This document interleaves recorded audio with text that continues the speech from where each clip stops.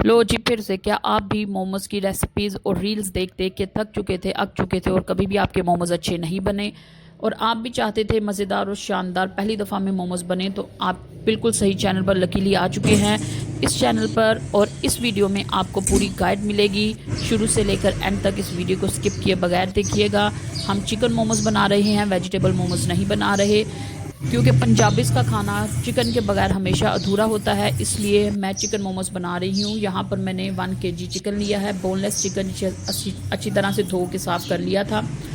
अब इसमें 2 बड़े चम्मच चिली सॉस के, 2 बड़े चम्मच सोया सॉस के डाले, फिर 1 teaspoon salt, 1.5 teaspoon black pepper, 1 teaspoon chilli pepper, 1 teaspoon cayenne pepper and 1 teaspoon oregano डाला है। ओरिगेनो बिल्कुल ऑप्शनल है, आप इसकी जगह धनिया भी डाल सकते हैं, ये बिल्कुल आपकी चॉइस है। इसमें कोई हार्ड एंड फास्ट रूल नहीं है कि आपने ओरिगेनो ही डालना है, मगर क्योंकि मेरे पास ओरिगेनो बचा पड़ा था तो मैंने कहा instead of wasting it why not try use it in this recipe.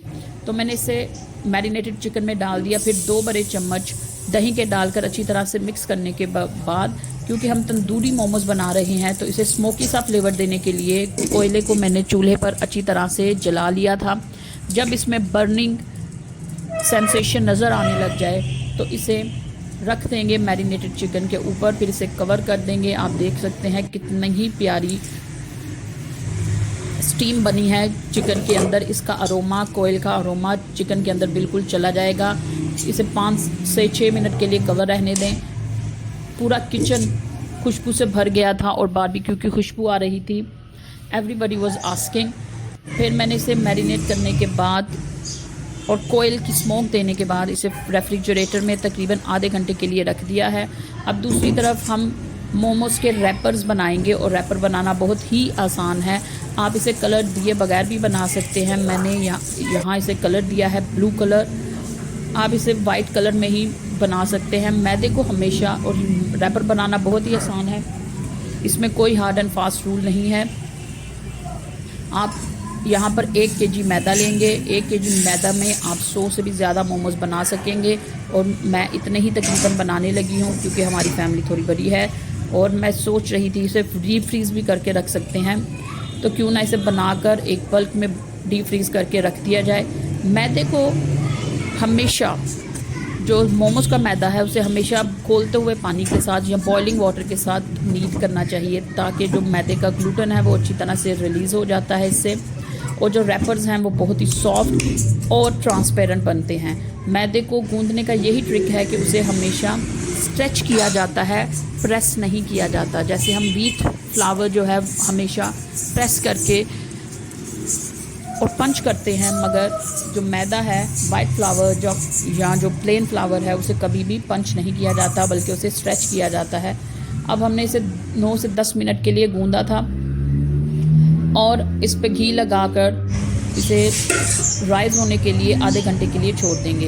अब दूसरी तरफ हम चिकन की फिलिंग बना लेंगे, और चिकन फिलिंग बनाना बहुत ही आसान है और मोमोज़ में हमेशा फिलिंग्स का ही मज़ा आता है, तो फिलिंग अच्छी बनाया करें और अच्छी फिलिंग और के साथ बनाया करें। अब एक वोक में मैंने 2 बड़े चम्मच घी के ले लिए हैं, आप घी की जगह ऑयल भी इस्तेमाल कर सकते हैं, मगर हमारे घर में घी इस्तेमाल होता है तो इसलिए मैंने घी लिया है। फिर इसमें पूरा गार्लिक, क्लोव्स नहीं, पूरा गार्लिक जो है उसका डाल देंगे चॉप करके, और जब वो ब्राउन हो जाएगा तो उसमें मैरिनेटेड चिकन डाल देंगे। अब मैरिनेटेड चिकन करने के बाद इसे थोड़ा सा मिक्स करेंगे 1 से 2 सेकंड के लिए, यानी इसकी चारों तरफ कोट हो जाए, सिर्फ उतनी देर के लिए। फिर इसे हम ढाँप कर रख देंगे हल्की आंच पर तकरीबन 20 से 30 मिनट के लिए, या इतनी देर के लिए कि जो चिकन है वो टेंडराइज हो जाए। ये डिपेंड करता है चिकन की क्वालिटी पर, कुछ चिकन 10 से 15 मिनट में कुक हो जाते हैं, टेंडराइज हो जाते हैं, कुछ चिकन को टाइम चाहिए होता है, तो इस चिकन को तकरीबन 20 से 30 मिनट लगे थे। मैंने इसे हल्की आंच पर पकाया है और चिकन की जो पीस है वो बहुत ही अंदर तक गल चुका है और बहुत ही ज़बरदस्त तरीके से सॉफ्ट हो चुका है। अब इसमें हम डाल देंगे ग्रेटेड की हुई, कद्दूकश की हुई गाजर और कैबेज, जिसे बंद गोभी भी कहा जाता है। अब इस बंद गोभी और कैबेज और कैरेट को मैंने पहले ही नमक लगाकर अच्छी तरह से रख दिया था 10 मिनट के लिए, ताकि जो एक्स्ट्रा पानी है सब्जियों का वो रिलीज़ हो जाए और जो मोमोज़ हैं उसमें पानी ना आए और रैपर ख़राब ना हो। इसे अच्छी तरह से मिक्स करने के बाद चिकन के साथ थोड़ी सी चिली सॉस और सोया सॉस आप मज़ीद ऐड कर सकते हैं। ये टोटली ऑप्शनल है, अगर डाल लें तो अच्छी बात है, ना डालें तो इसमें कोई मज़ायका नहीं है, क्योंकि हमने ऑलरेडी मैरिनेटेड चिकन में चिली सॉस और सोया सॉस ऑलरेडी डाली थी। अब और गाजर हमने यहाँ पर आधा किलो गाजर ली है, हाफ़ के जी, और हाफ़ ही के जी हमने कैबेज बंद गोभी का लिया है, और पाव जो है हमने शिमला मिर्च ली है। इसे शिमला मिर्च को डालने के बाद इसे ज़्यादा देर पकाने की ज़रूरत नहीं है, इसे थोड़ा सा मिक्स करेंगे और ठंडा होने के लिए साइड पे रख देंगे।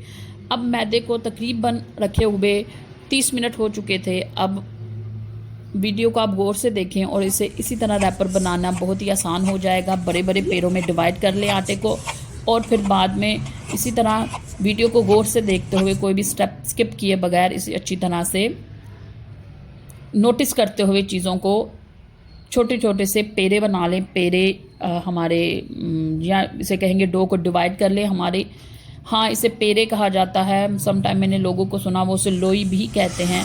It is totally up to you. आप बताइए कमेंट बॉक्स में कि आपकी कंट्री में पेड़े कहा जाता है कि लोई कहा जाता है।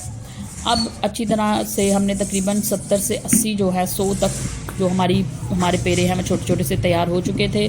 इसे कोट या डस्ट कर लें मैदे के साथ अच्छी तरह से, ताकि ये एक दूसरे के साथ चिपके नहीं। फिर इसे किसी भी रोलिंग पिन के साथ पहले तो हाथ के साथ फ्लैट करें और फिर रोलिंग पिन के साथ इसे अच्छी तरह से बेल लें। और ना तो डो बहुत ही थिक होनी चाहिए और ना ही बहुत थिन होनी चाहिए। जो आपको अपने मोबाइल स्क्रीन पे या टीवी स्क्रीन पे नज़र आ रहा है, वीडियो को फॉलो करते हुए, ऑब्ज़र्व करते हुए, उसी तरह इसकी शक्ल होनी चाहिए, शेप होनी चाहिए जैसी ये आपको नज़र आ रही है। अब हम फिलिंग करेंगे।